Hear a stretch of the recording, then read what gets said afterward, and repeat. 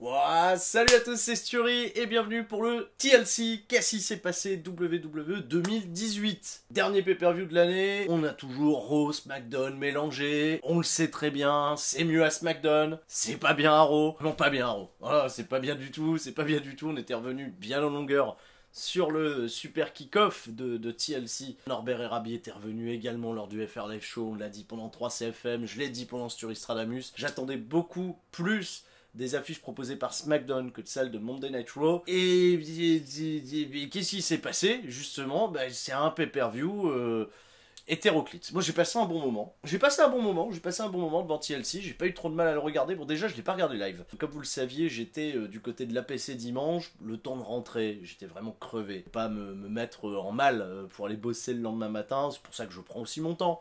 Pour sortir les cassis s'est passé. J'ai regardé le pay-per-view lundi soir et là je me dépêche, mardi, hop, avant 3 CFM, vous allez voir qu'est-ce qui s'est passé, comme ça vous avez mon senti. Et dans ces salles catch FM de ce soir à 20h, vous aurez également les retours de Flo, de Ludivine sur cette chose, parce que je pense bien entendu qu'on aura des avis qui vont diverger encore une fois. J'ai hâte de voir également vos réactions, que ce soit dans les commentaires de cette vidéo ou également pendant 3CFM. Le hashtag 3CFM sera ouvert, mais on va pas perdre de temps. Voilà, boum, heure chrono, parce qu'il va falloir que j'aille très vite, il va falloir que je blinde mon après-midi. TLC 2018, qu'est-ce qui s'est passé? When you try your best but you don't succeed.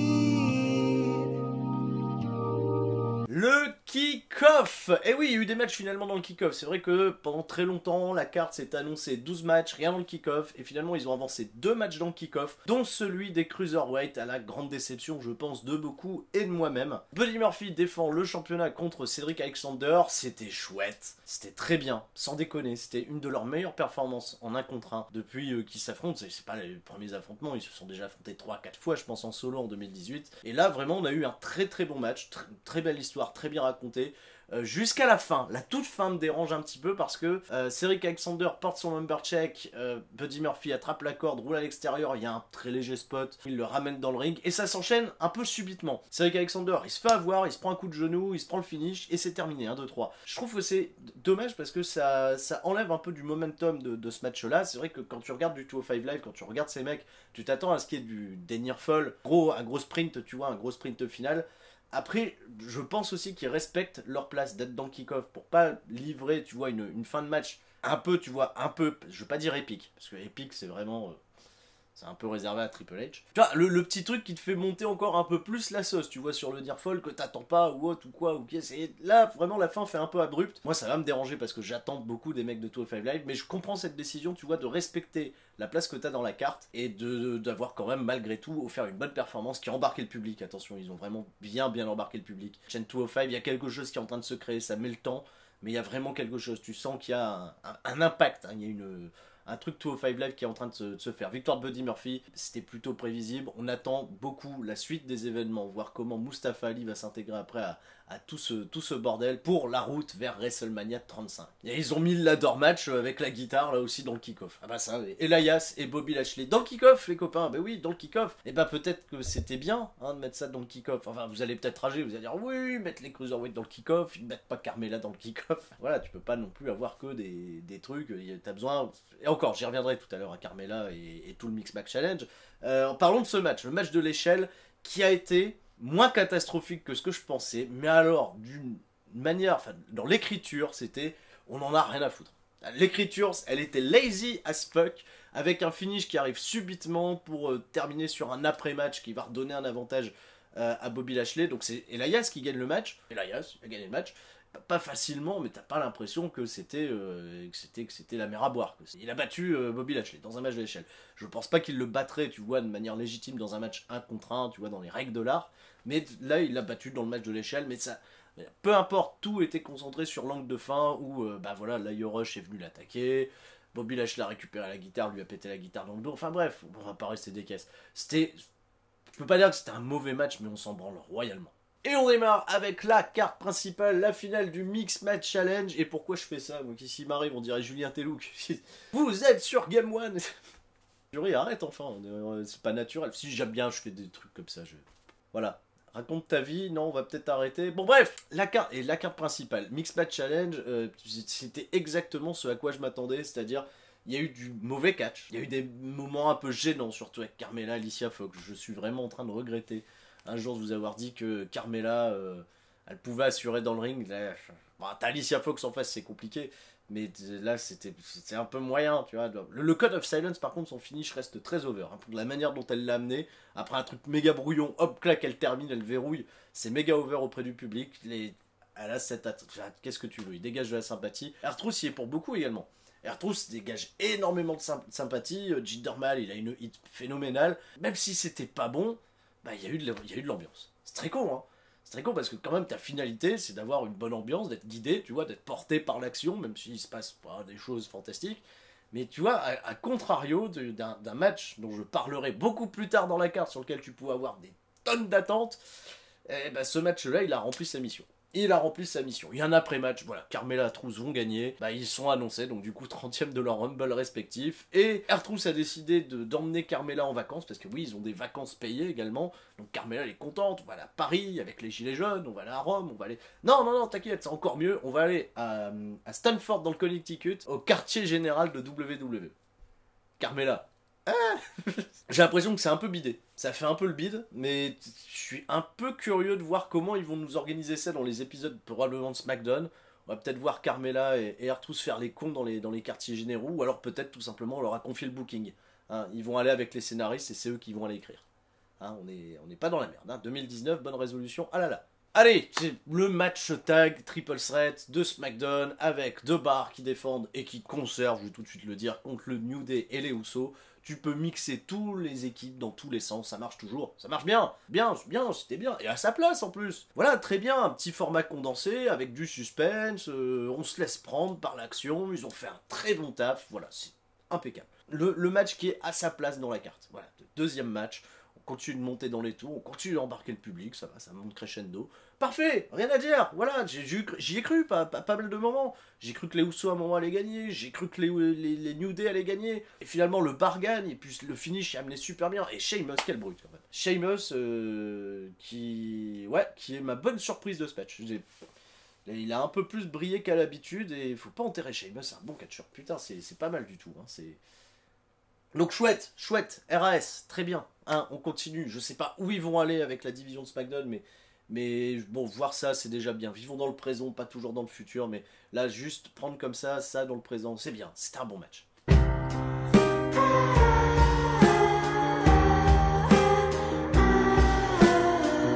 Allez, on va mettre un peu plus de storyline, de backup sur le troisième match qui arrive très tôt dans la carte. Ça arrive aussitôt parce que Braun Strowman n'est toujours pas en état de pouvoir combattre contre Baron Corbin dans ce TLC match qui n'aura du nom de la stipulation, on s'en bat les couilles en fait. Braun Strowman va tourner ça à son avantage en disant écoute, c'est un TLC, ça veut dire qu'il n'y a pas de disqualification donc je peux me faire aider.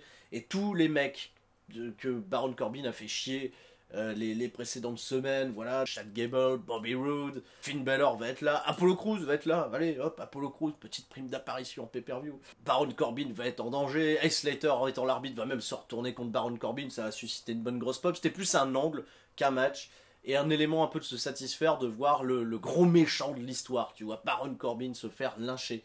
Par tout le monde, voilà, un lynchage jouissif. Et que dans le catch qu'on peut voir ça, oui, lyncher des gens dans le catch. Ah, pas la mettre hors contexte, hein, cette phrase. Attention, hein, je vous vois venir sur Twitter, là, oula, je vais pas avoir de problème, moi. Et on va arriver à un point où Kurt Angle remet Baron Corbin dans le ring, le passage à tabac continue, finalement Braun Strowman ne fait rien, il se contente juste de faire le tomber, ça dure 2 minutes, 3 minutes.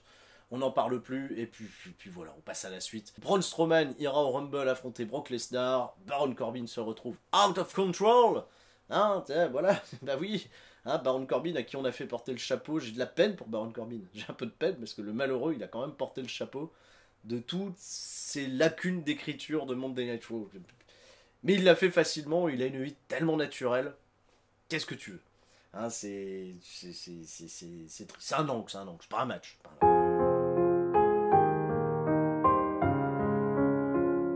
Bon, après ça, on est monté dans les tours, fallait peut-être redescendre, passer par une autre atmosphère. Natalia contre Ruby Riott, le match de table avec les stickers. Et oui, bah oui, on l'a eu, bien sûr.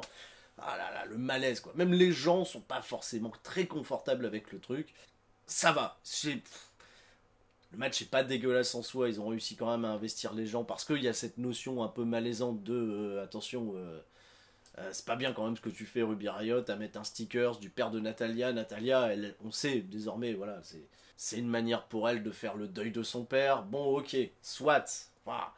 Bah oui, toi t'es peut-être à l'aise avec la situation, moi derrière mon écran je suis pas forcément très à l'aise. Après bon ça va, le match était pas si décollant, même si ça me gêne que Natalia va faire passer Liv Morgan à travers une table, Sarah Logan à travers une table et qu'elles vont dormir pendant tout le match, tu vois, tu prends une table, elles vont même disparaître.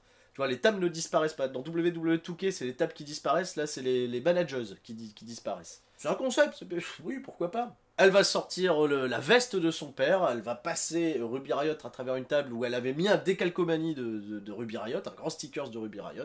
Elle était contente, hein. Quand elle sort sa table avec le stickers, elle se fait « Ah, t'as vu, hein, ma blague, elle est bonne.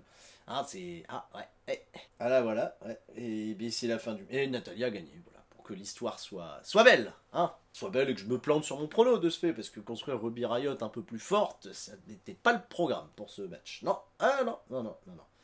Voilà, hein, petite séquence émotion, Jim Neidhart nous a quittés.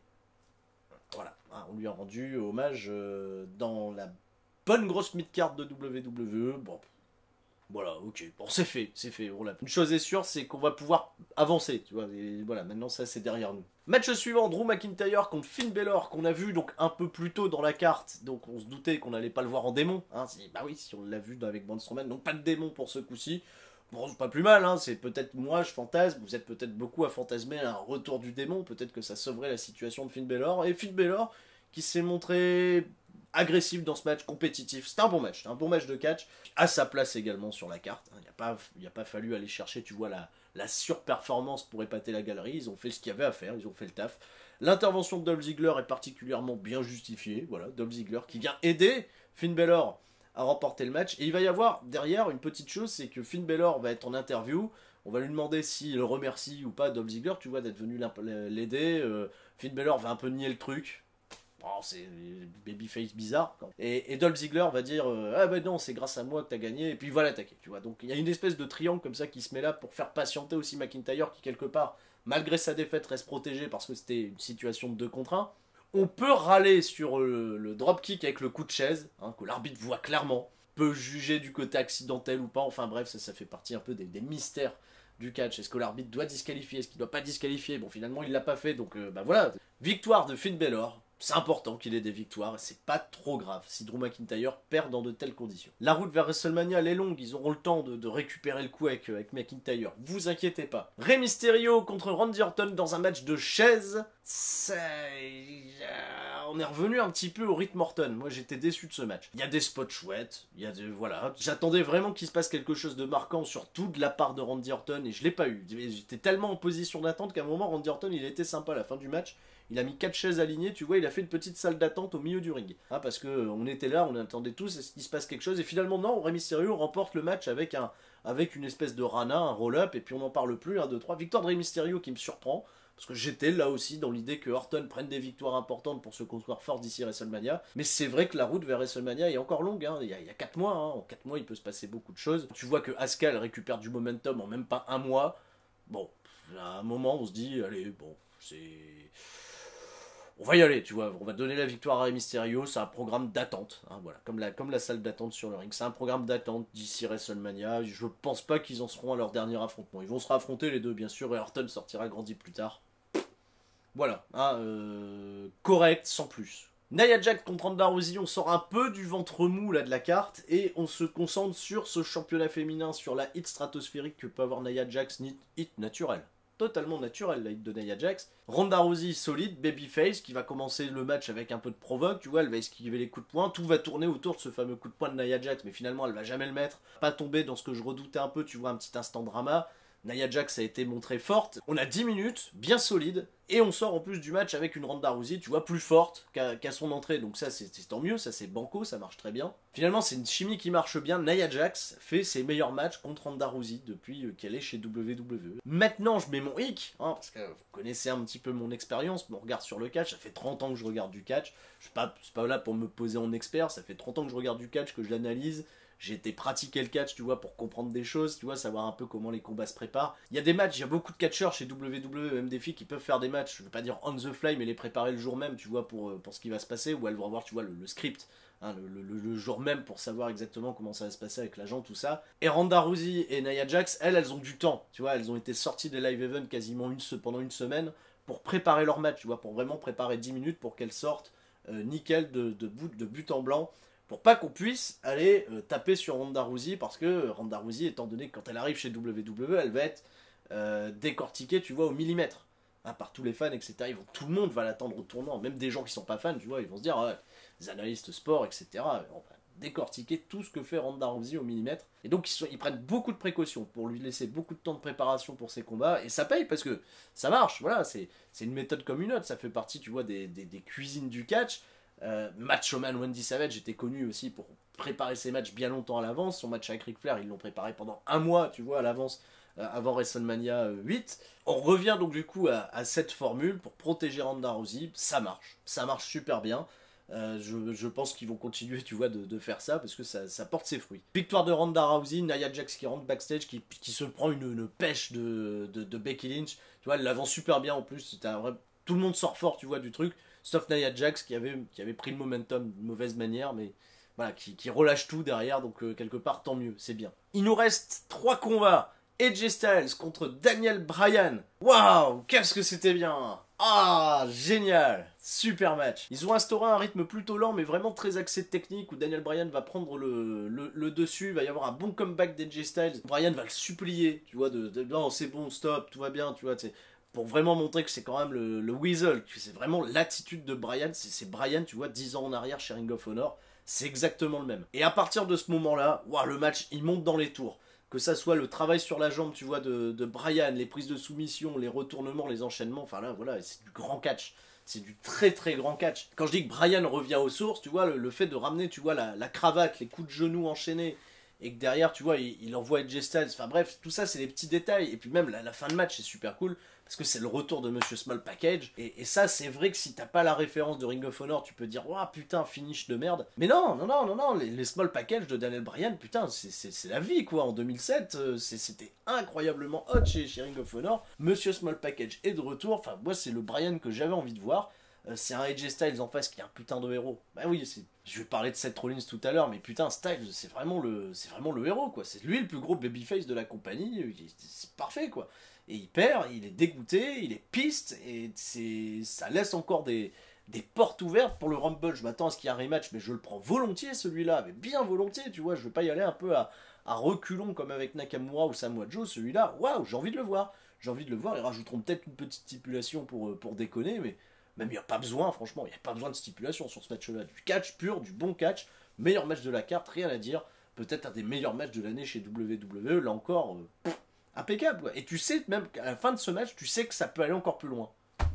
On va pas se casser la tête, hein. Moi, ça peut durer même cette affaire jusqu'à WrestleMania pour qu'ils nous livrent vraiment, tu vois, la performance of a lifetime. Allez-y, faites-nous plaisir, faites-nous rêver. C'était bien, très bien, super match. Rien à dire, rien à acheter. Allez, le gros nœud dans le show. Pour moi, alors ça... Oh, waouh, la vache. Dean Ambrose contre Seth Rollins. Match simple, hein, pour le championnat intercontinental, là où tu as envie que tu vois que l'aspect de la chose soit un peu violente, un peu règlement de compte. On y aurait ajouté une stipulation, un TLC ou un truc du genre. Oui, là tu as l'environnement, tu vois, pour libérer le chaos. WWE n'a peut-être pas pris de risque pour commencer cette série, parce que ça risque d'être une série avec un combat simple. Bon, soit. Rollins, il s'est fait tellement pourrir par Ambrose que tu te mets à la place de Rollins, t'as pas envie de commencer le match avec du chain wrestling ou une prise de contact ou autre, tu vois. Bon, ils démarreront pas exactement comme ça, mais c'est quand même méga maladroit de faire une hit aussi longue de Dean Ambrose. Pas dégueulasse, hein, en soi, mais une hit aussi longue qu'un combat, tu vois, vraiment à 50-50 où c'est Sangoku contre Vegeta. Parce que là, Vegeta, il a poutré Sangoku pendant tout le match. Il va y avoir juste des petits éclairs de génie derrière avec Seth Rollins, mais le match est tellement long, c'est long, qu'il y a une ambiance soporifique. Tu vois, je dis Vegeta, Dragon Ball Z, imagine, là c'est une saison où ils s'affrontent pendant 20 épisodes. Moi je suis parti au 4ème. Je fais, ils s'affrontent encore. Oh, bah vous m'appelez quand c'est la fin. Et c'est un match qui ne peut exister que par sa fin, sauf que le problème, c'est que quand t'es le public dans la salle, bah t'es obligé, tu vois, de regarder. Il réagit quand? Mais le pire, je sais pas si t'as entendu, le pire, c'est qu'au moment où Rollins va revenir, au moment où Rollins va avoir, tu vois, les trucs, le feu du babyface, etc., les gens eut le truc. Les gens bouent. J'invente rien, écoute.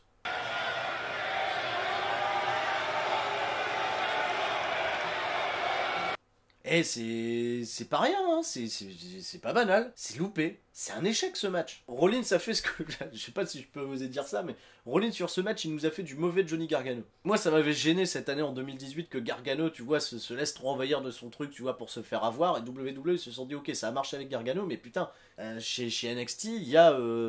tout un truc, tu vois, en amont, travailler des mois en avant. Là, avec Ambrose, tu vois, c'est un peu trop frais pour te dire que, putain, sur leur première confrontation, tu vas te faire avoir comme un bleu. Et Rollins, il est là, il se fait avoir comme un bleu, il fait tous ces trucs, tout ça, et puis bim, coup de pied, DDT, on n'en parle plus, Seth Rollins, allez, hop, au revoir.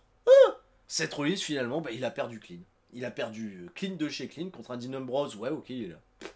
Il est là, Dean Ambrose, c'est bien, il a gagné le match. Bah, et ça a été rapporté par Vince McMahon lui-même, qu'il n'a pas apprécié tant que ça le match.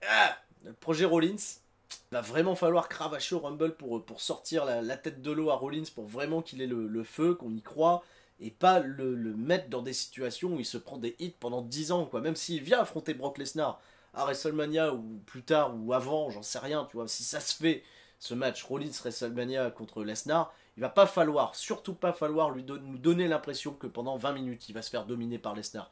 Il va vraiment falloir qu'il bouge, tu vois. Il peut y avoir des segments de hits, mais là, la hit d'Ambrose sur Rollins, elle a tué, elle a bousillé la terre entière. Ils ont bousillé tout le monde. Pas bien, pas bien, pas bien. Gros échec, tu vois. Il y a moins d'ambiance sur ce match que l'opener avec Carmella et tout ça.